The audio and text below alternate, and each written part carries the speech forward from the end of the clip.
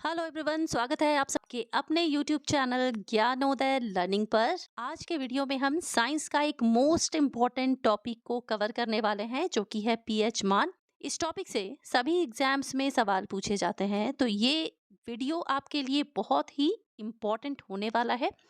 तो इस वीडियो को आप लास्ट तक जरूर देखें। अगर इस वीडियो को आपने फुल कंसंट्रेशन के साथ देख लिया तो पीएच मान से संबंधित सवालों को आप बिल्कुल भी नहीं छोड़ेंगे एग्जाम्स में। तो चलिए हम स्टार्ट करते हैं आज का ये मोस्ट इम्पॉर्टेंट वीडियो। यहाँ पर देखिए, हम लोग सबसे पहले पीएच के कॉन्सेप्ट को समझते हैं। यहाँ पर आप देख रहे हैं, यहाँ पर है पीएच मान। अब इस पी जो है और ये एच है, ये है पावर ऑफ हाइड्रोजन। इसका फुल फॉर्म है power of hydrogen. H for hydrogen और पी फॉर पावर।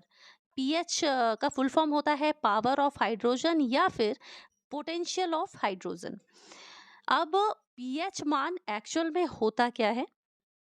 तो पीएच का मुख्य रूप से काम क्या है कि कोई भी घोल है या सॉल्यूशन है, उसकी अम्लीयता और क्षारकता को जांचने के लिए पीएच मान स्केल होता है, उसका उपयोग किया जाता है। अब ये घोल के अंदर तीन चीजों को जांचता है। पहला तो है आपका कि वो घोल अम्लीय है कि नहीं, यानी कि इंग्लिश में आप एसिडिक बोलते हैं। दूसरा क्षारीय है कि नहीं, जिसे आप बेसिक बोलते हैं इंग्लिश में। और तीसरा है उदासीन, जिसे न्यूट्रल कहते हैं इंग्लिश में। इसे हम थोड़ा और बेहतर तरीके से समझते हैं। ये जो पीएच स्केल होता है, ये कुछ इस प्रकार का, ये शब्द आप देख रहे हैं अम्लीय या फिर एसिडिक, यानी जो खट्टा होता है, जैसे आप कर्ड ले सकते हैं, संतरा का जूस ले सकते हैं, तो ये सब एसिडिक प्रकृति के हैं, यानी कि अम्लीय प्रकृति के हैं। बात करें क्षारीय की, तो इसका जो स्वाद होता है वो कड़वा होता है। ठीक है, तो इसको जांचने के लिए हम पीएच मान का यूज करते हैं। अब ये जो पीएच मान है, ये किस तरह का होता है? तो यहाँ देखिए, ये जो है ये इस तरह का एक पट्टी की तरह होता है, रेक्टेंगल शेप में। यहाँ यहाँ देखिए, ये है 0 से लेके 7 तक। और यहाँ पर है 7 से लेकर 14 तक।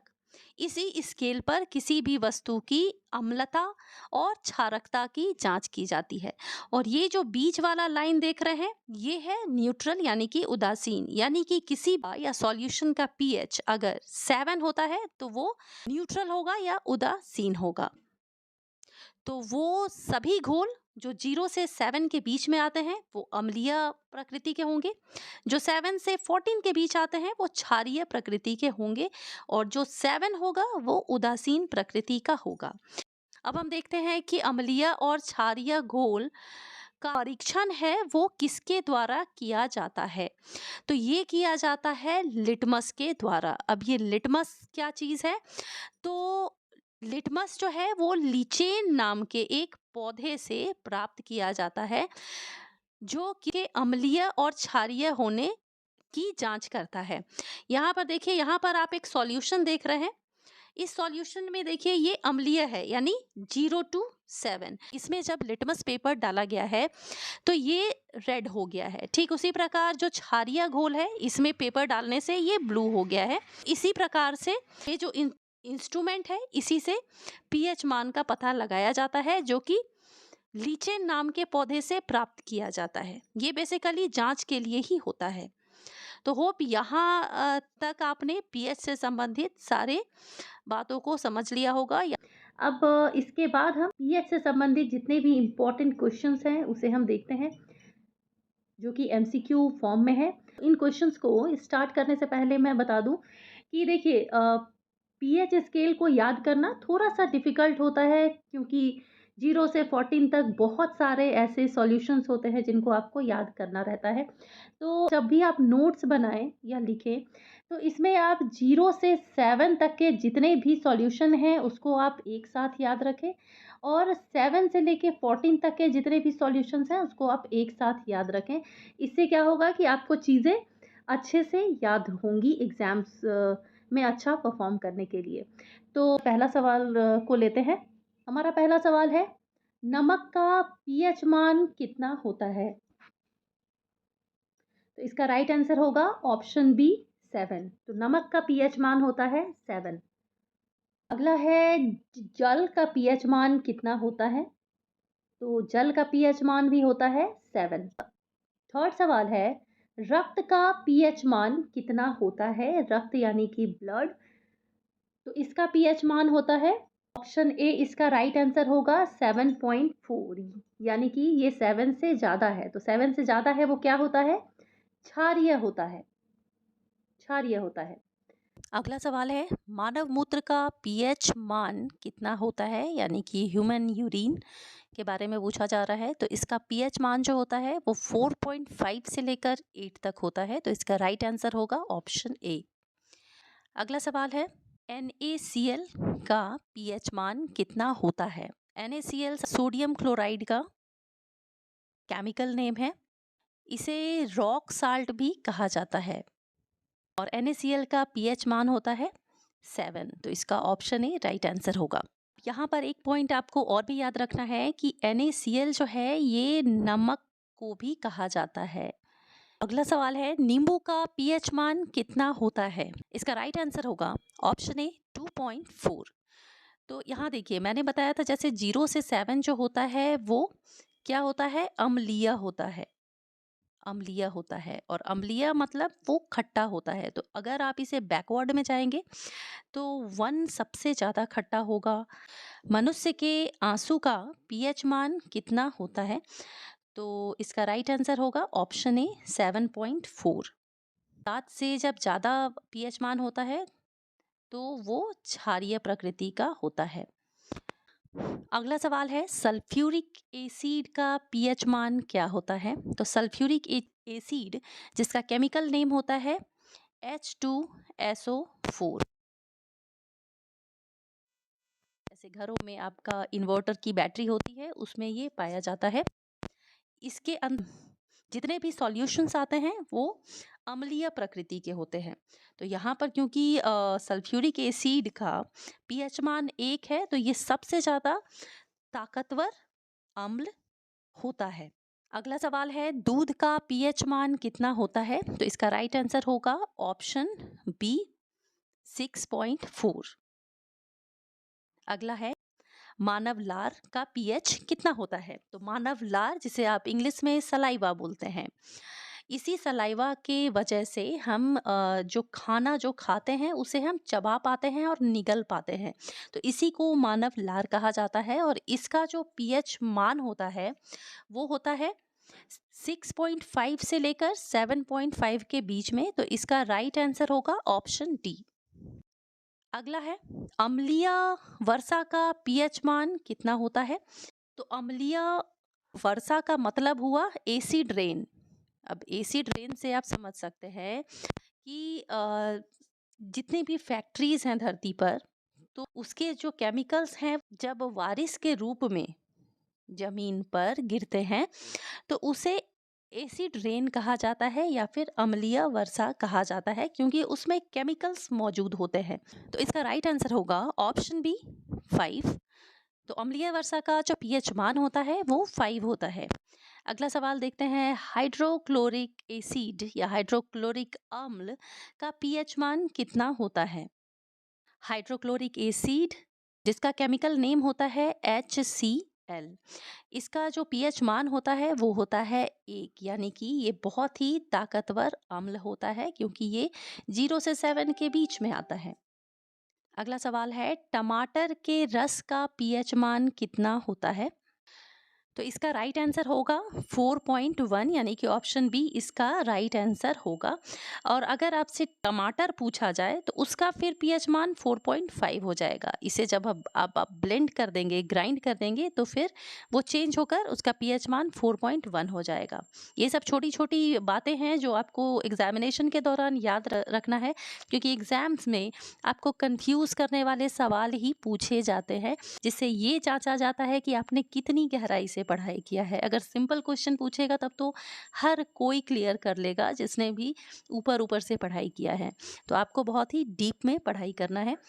चलिए अगला सवाल देखते हैं कि पीएच का पूर्ण रूप क्या होता है? तो ऑप्शन ए में है पावर ऑफ हाइड्रोजन, दूसरा है potential of hydrogen, option A and B या फिर ओनली ए। इसका जो राइट आंसर होगा वो होगा ऑप्शन सी, यानी कि ए एंड बी। यानी पीएच का जो फुल फॉर्म है, ये पावर ऑफ हाइड्रोजन भी इसे कहते हैं और पोटेंशियल ऑफ हाइड्रोजन भी कहते हैं। तो ये दोनों ही इसका फुल फॉर्म होता है। किसी जगह पे आपको पावर ऑफ हाइड्रोजन लिखा रहेगा या किसी स्थान पर पोटेंशियल ऑफ हाइड्रोजन, जिसका मतलब क्या हुआ कि हाइड्रोजन की शक्ति, यानी किसी भी घोल में, किसी भी सॉल्यूशन में हाइड्रोजन का क्या पावर है, इसी को पता लगाया जाता है पीएच स्केल के द्वारा। अगला सवाल है, पीएच मीटर की रेंज कहाँ तक होती है? तो जैसा कि मैंने पहले भी बताया, ये जो स्केल है ना, इसके द्वारा ही किसी वस्तु के अम्लीय होने और क्षारक होने का ज्ञात किया जाता है। तो ये जो स्केल होता है, ये कहाँ से कहाँ तक होता है? 0 से लेकर और 14 के बीच होता है। यहाँ पर 0 से 7 होगा तो ये अम्लीय होगा, और यहाँ पर 7 से 14 होगा तो ये क्षारीय होगा, और ये जो बीच है ये होता है न्यूट्रल, यानी कि 7। अगर किसी भी घोल का पीएच अगर 7 होता है तो वो न्यूट्रल होता है, जिसे हिंदी में आप उदासीन कहते हैं। तो यहाँ पर देखिए ऑप्शन ए में आपका 1 to 14 है। 1 to 14 आप नहीं लगाएंगे, आप 0 to 14 लगाएंगे। अगला सवाल है, अम्लीय घोल का पीएच मान कितना होता है? ऑप्शंस देखिए, 7 से कम, 7 से ज़्यादा, 7 या केवल ए। तो इसका राइट आंसर होगा 7 से कम, यानी कि 0 to 7 के बीच में जितने भी सॉल्यूशंस होंगे वो अम्लीय होंगे। अगला सवाल है, क्षारीय घोल का पीएच मान कितना होता है? तो क्षारीय घोल, जैसा कि मैंने बताया था, 1 to 14 में 7 to 14 के बीच में जो भी सॉल्यूशंस होंगे वो होंगे क्षारीय प्रकृति के। तो ऑप्शन ए इसका राइट आंसर होगा, 7 से ज़्यादा। अगला सवाल है, उदासीन घोल का पीएच कितना होता है? तो इसका राइट आंसर होगा ऑप्शन ए, यानी कि 0 to 14 का स्केल है, और इसमें जो 7 पे होगा वो उदासीन होगा, यानी कि न्यूट्रल होगा। तो 7 इसका राइट आंसर होगा। अगला सवाल है, सामान्य वर्षा का पीएच मान कितना होता है? तो इसका राइट आंसर होगा ऑप्शन सी, 5.6 से लेकर 6 तक जो होता है वो सामान्य वर्षा का पीएच मान होता है। अगला सवाल है, दूध का पीएच मान कितना होता है? तो इसका ऑप्शन बी राइट आंसर होगा, 6.4। अच्छा, अभी एक और मोस्ट इंपॉर्टेंट क्वेश्चन देखते हैं कि पीएच की खोज किसके द्वारा की गई थी? राइट आंसर होगा ऑप्शन ए, सोरेनसन के द्वारा पीएच मान की खोज की गई थी। इनका जो पूरा नाम है वो है एस.पी.एल. सोरेनसन। एस.पी.एल. सोरेनसन इनका पूरा नाम है, और ये डेनमार्क के थे, और इन्होंने ही 1909 में पीएच पैमाने की खोज की, जिसके लिए इन्हें नोबेल पुरस्कार से भी सम्मानित किया गया था। अगला सवाल है, समुद्री जल का पीएच मान कितना होता है? इसका राइट आंसर होगा ऑप्शन सी, 8.5। अगला सवाल है, शराब का पीएच मान कितना होता है? तो शराब का जो पीएच मान होता है वो होता है 2.8, यानी कि ये अम्लीय होता है। हमारा अगला सवाल है, गैस्ट्रिक जूस का पीएच मान कितना होता है? तो गैस्ट्रिक जूस का जो पीएच मान होता है वो होता है 1.5, यानी कि अम्लीय होता है। और गैस्ट्रिक जूस क्या होता है कि हम जो खाना खाते हैं वो खाना हमारे गैस्ट्रिक जूस के वजह से ही डाइजेस्ट होने में हेल्प करता है। अगला सवाल है, बेकिंग सोडा का पीएच मान क्या होता है? तो इसका राइट आंसर होगा ऑप्शन ए, बेकिंग सोडा का पीएच मान होता है 8.5। अगला है कि सिरके का पीएच मान क्या होता है? तो इसका राइट आंसर होगा ऑप्शन ए, सिरके का जो पीएच मान होता है वो 3 होता है, और ये अम्लीय होता है। यूज अचार बनाने में या फिर दूध को फाड़ने में, इन सब चीज़ों में इसका इस्तेमाल किया जाता है। अगला सवाल है, स्वस्थ त्वचा का पीएच मान क्या होता है? तो इसका राइट आंसर होगा ऑप्शन ए, 5.5। यहाँ पर मैंने एक चार्ट दिया है, इसके अनुसार आप कुछ चीज़ों को थोड़े बेहतर तरीके से याद रख पाएंगे। यहाँ देखिए, सेब, सोडा और सिरका, इन तीनों का ही पीएच मान 3 होता है। दूध दही और पनीर, यानी दूध से बनने वाले तीनों चीज़ हैं। दूध का पीएच मान 6.4, दही का 6 और पनीर का 5.9। तो इस तरह साथ में अगर आप मिलाकर याद करते हैं तो आप बेहतर तरीके से याद रख पाएंगे। अम्लीय वर्षा का पीएच मान होता है 5, यानी कि एसिड रेन, और जो सामान्य वर्षा होता है उसका पीएच मान होता है 5.6 से लेकर 6 तक। और आज के वीडियो का हमारा लास्ट सवाल है, जो कि है पीएच का फॉर्मूला क्या होता है। तो इसका राइट आंसर होगा option B, pH is equal to -log10 और H प्लस, जो कि ब्रैकेट में है H प्लस, यानी कि हाइड्रोजन प्लस। तो यहाँ पे ख़त्म होता है हमारा पीएच से संबंधित ये मोस्ट इम्पॉर्टेंट वीडियो। इससे बाहर आपके एग्जाम से पूछने की संभावना ना के बराबर है, क्योंकि इसी से लगभग सवाल पूछे जाते हैं। तो होप आपको ये वीडियो पसंद आई होगी। वीडियो पसंद आई तो वीडियो को लाइक ज़रूर कर दें और फ्यूचर में ऐसे वीडियोस पाने के लिए चैनल को सब्सक्राइब जरूर कर लें। मिलती हूँ अपने नेक्स्ट वीडियो में एक और मोस्ट इम्पॉर्टेंट टॉपिक के साथ। टिल देन आप अपने लक्ष्य तक डटे रहिए।